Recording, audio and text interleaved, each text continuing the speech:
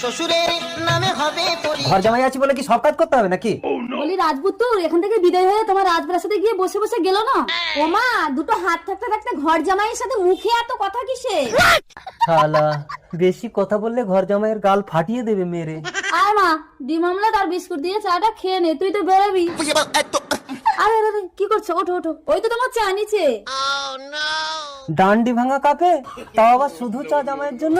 অবশেষে পান্তা ভাত, তাও তো জুটবে না। আহা বেচারা ঘর জামাই। ও মা দাও, আমার দেরি হচ্ছে। বলছি তুমি প্রতিদিন কোথায় যাও গো?